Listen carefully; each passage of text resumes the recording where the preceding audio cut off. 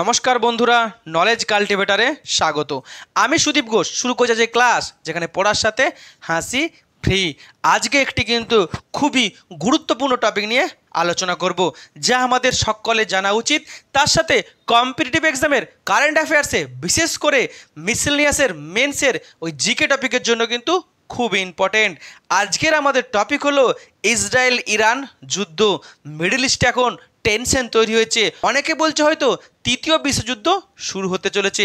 আর এই নিয়ে আমাদের আজকের টপিক। তো আজকের আমাদের টপিক হলো ইসরায়েল ভার্সেস ইরান ওয়ার, অর্থাৎ ইরান আর ইসরায়েলের যুদ্ধ।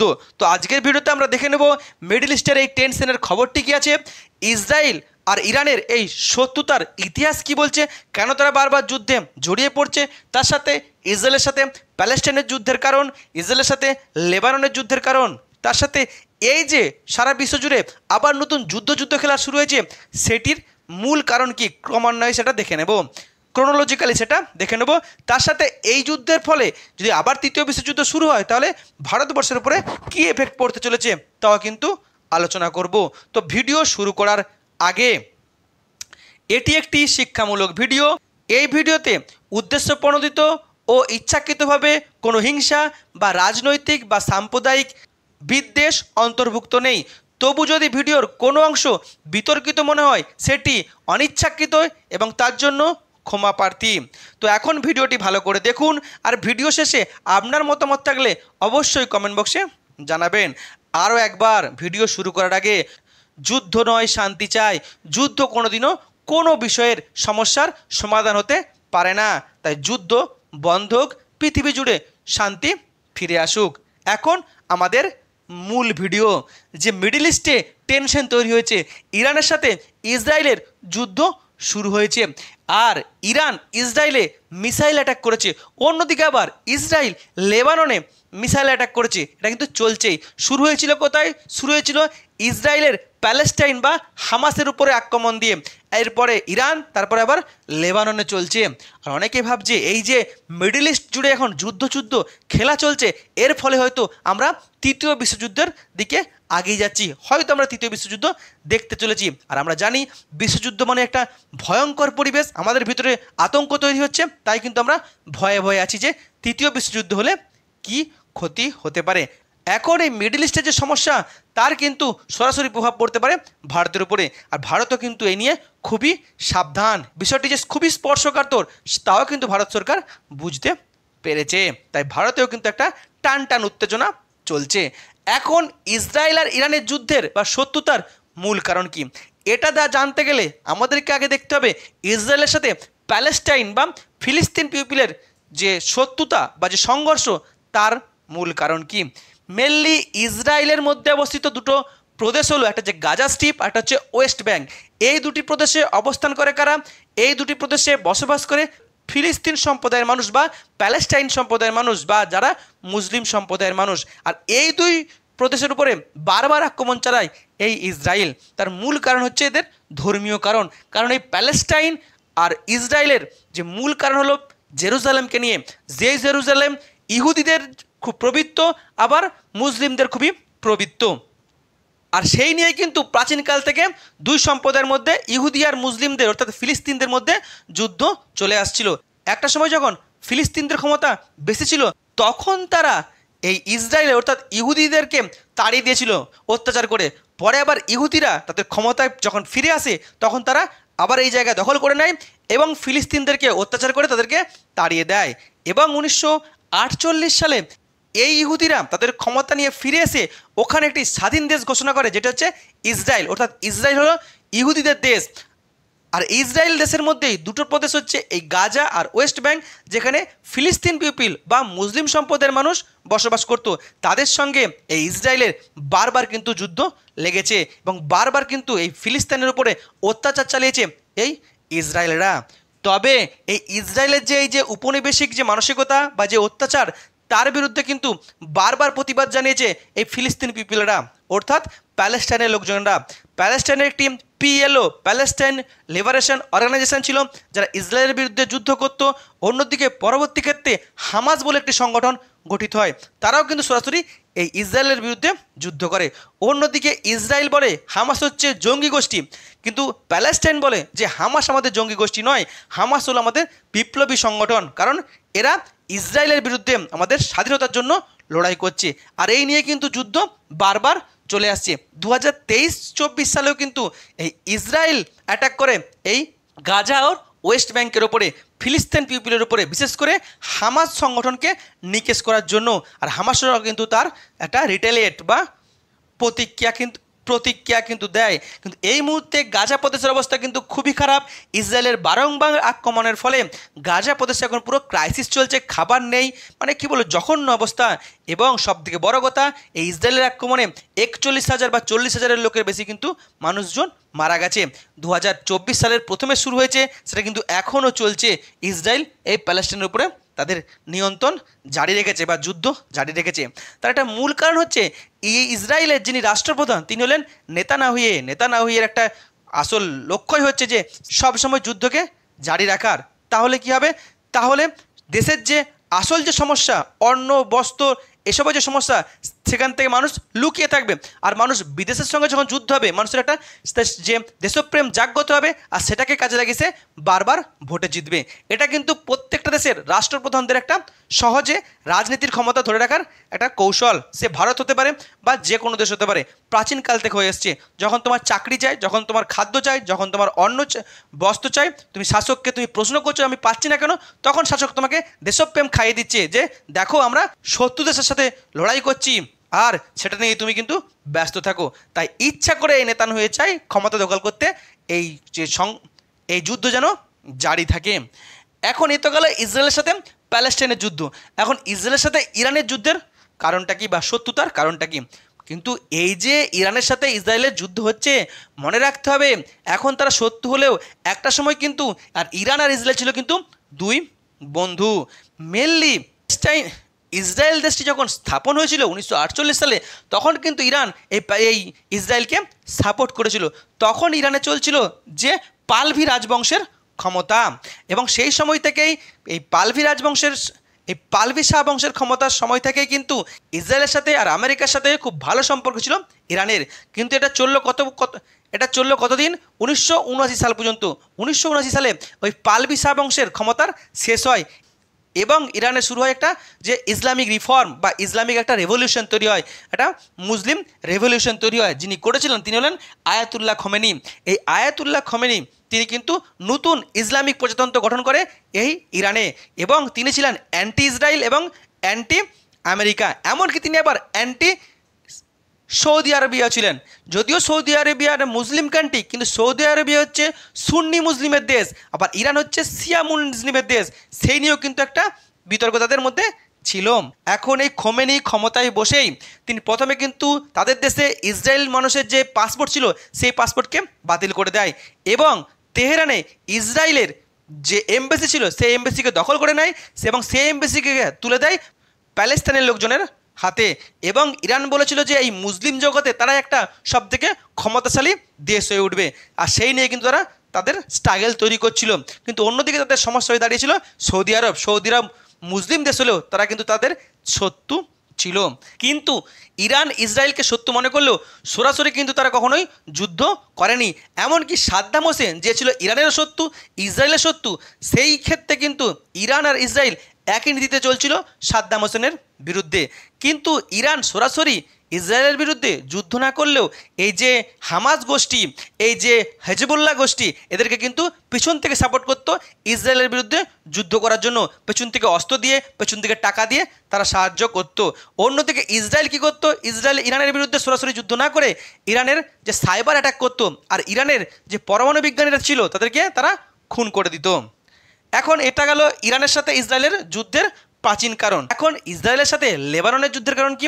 লেবাননের সঙ্গে ইসরায়েলের প্রথম থেকে কিন্তু শত্রুতা ছিল না, কিন্তু 1948 সালে যখন ইসরায়েল দেশটি স্থাপন হয়, তখন ইসরায়েল ওখানকার ফিলিস্তিন পিপলদেরকে প্রচুর পরিমাণে অত্যাচার করে, এবং এই ফিলিস্তিন মানুষেরা তারা কিন্তু দেশ ছেড়ে চলে যায়।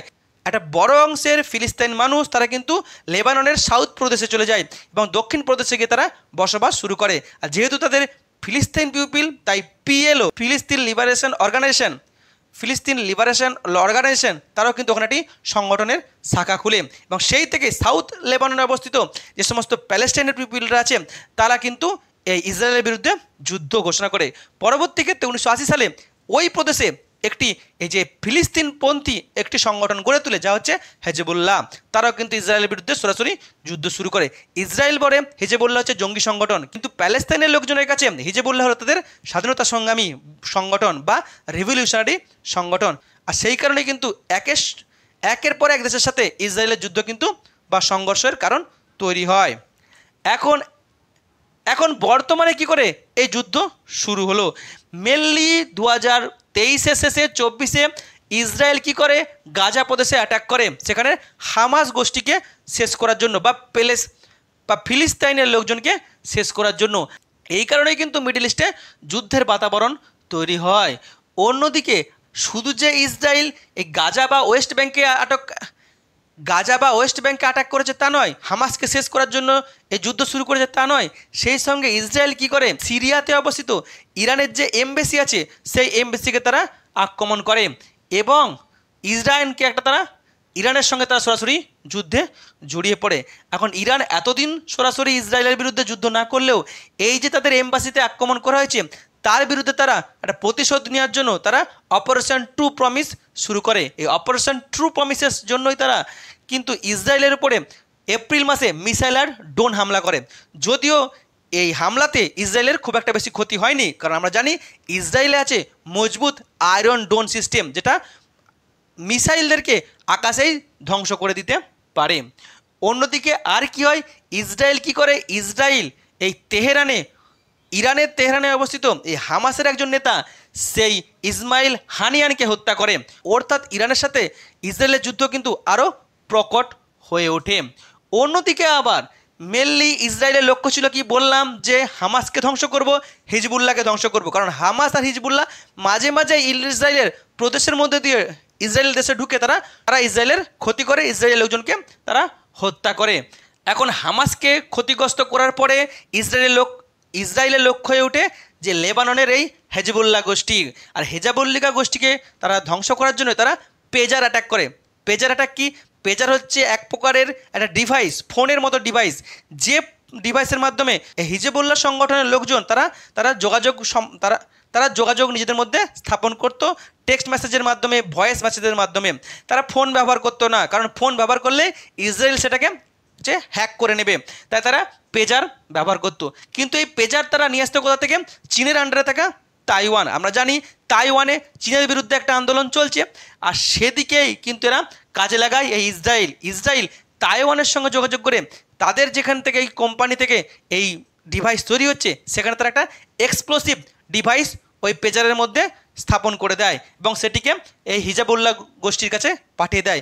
হিজবুল্লাহর যারা লোকজন আছে তারা যখন ব্যবহার করছিল তাদের কোমরে থাকতো বা পকেটে থাকতো, একই সঙ্গে প্রচুর লোকের পেজার কিন্তু ব্লাস্ট হয়ে যায় এবং এই সংগঠনের প্রচুর লোক কিন্তু মারা যায়। অন্যদিকে এই ঘটনা যখন সামনে এসছে তারপরেই ইসরায়েল কী করে সরাসরি লেবাননের সাউথ প্রদেশে তারা মিসাইল অ্যাটাক করে প্রচুর লোককে কিন্তু মানুষকে মেরে দেয়, প্রায় 500 জনের বেশি কিন্তু লোকজন মারা যায় এই আক্রমণে। এই আক্রমণ নাকি এখনও চলছে। ইরান কিন্তু এরপর নড়ে চড়ে বসে। আমরা যদিও জানি যে ইসরায়েল কিন্তু খুবই শক্তিশালী দেশ, তাদের আয়রন ডোন সিস্টেম হচ্ছে খুবই শক্তিশালী, কিন্তু ইরান কম শক্তিশালী হলেও তারা কিন্তু পিছিয়ে হাঁটার লোকজন নয়, তারা কিন্তু ইসরায়েলকে যোগ্য জবাব দিতে চায়। আর সেই কারণে তারা যে অপারেশন ট্রু প্রমিস শুরু করেছিল এপ্রিল মাসে, সেই ট্রু প্রমিসকে আবার ফিরিয়ে আনে এবং ইসরায়েলের উপরে তারা প্রায় 200টির উপরে মিসাইল নিক্ষেপ করে।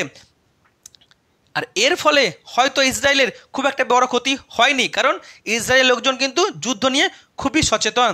কিন্তু এই যে আক্রমণ করেছে তার ফলে কিন্তু তৃতীয় বিশ্বযুদ্ধের দিকে যে আমরা এক ধাপ এগিয়ে গেছি তা কিন্তু সামনে চলে আসছে এবং ইসরায়েল বলেছে এই যে ইরান আক্রমণ করেছে তার ফল কিন্তু ইরানকে ভোগ করতে হবে। অর্থাৎ আগামী দিনে ইসরায়েল যে ইরানের উপরে বিরাট বড় আক্রমণ করতে চলেছে তা কিন্তু আমরা এখান থেকে বুঝতে পারছি। অর্থাৎ বিশ্ব যে আরও একবার তৃতীয় বিশ্বযুদ্ধের দিকে তাকিয়ে আছে বা মুখে দাঁড়িয়ে আছে তা আমরা বুঝতে পারছি। এখন এই যে মিডল ইস্টে যুদ্ধ চলছে বা আগামী দিনে যদি তৃতীয় বিশ্বযুদ্ধ হয় তাহলে ভারত কি করবে, ভারত কাকে সাপোর্ট করবে আর ভারতের উপরে কি এফেক্ট পড়বে। মেনলি এখানে দুটো গোষ্ঠী, একটা হচ্ছে ইসরায়েল, একটা হচ্ছে ইরান। এখন ইসরায়েলের পেছনে কে আছে? ইসরায়েলের পেছনে আছে তাদের দীর্ঘদিনের বন্ধু আমেরিকা, অন্যদিকে সৌদি আরব, কারণ সৌদি আরব হচ্ছে ইরানের শত্রু, কারণ সৌদি আরব হচ্ছে সুন্নি মুসলিমদের দেশ। অন্যদিকে ইরানের সঙ্গে কে আছে? ইরানের সঙ্গে যে চায়না আছে, চায়নার সঙ্গে তার আর আছে রাশিয়া। এখন যখন প্রথম এই ইসরায়েলের সঙ্গে প্যালেস্টাইনের যুদ্ধ হয়েছিল, তখন কিন্তু ভারত তড়িঘড়ি ইসরায়েলকে সাপোর্ট করতে গিয়ে একটু ভুল করে ফেলেছিল। এতে কিন্তু মুসলিম কান্ট্রিগুলি ভারতকে ভালো চোখে দেখেনি, আর সেটা ভারত বুঝতে পেরে ভারত একটু ড্যামেজ কন্ট্রোলের জন্য পরবর্তী ক্ষেত্রে প্যালেস্তাইনের লোকজনের জন্য কিন্তু ওষুধ, জামা কাপড়, খাবার, ত্রাণ হিসাবে পাঠিয়েছিল ড্যামেজ কন্ট্রোল করার জন্য। এখানে আবার দেখা যাচ্ছে কি, আমরা জানি ইসরায়েলের সাথে ভারতের কিন্তু দীর্ঘদিনের ভালো সম্পর্ক। ইসরায়েলের সঙ্গে ভারতের যে সেনাবাহিনীর একাধিক কিন্তু আদান প্রদান হয়। অন্যদিকে আবার ইরানের সঙ্গে ভারতের ভালো সম্পর্ক, কারণ ইরানের যে চাহারবার পোর্ট সেটা ভারত এখন ব্যবহার করছে। তাই ইরান কি করেছে? ভারতকে বলেছে যে তোমরা আমাকে সাহায্য করো। এখন ভারত কি করবে? ভারত এখন কিন্তু একটা খুব দোলাচল সিচুয়েশনে দাঁড়িয়ে আছে।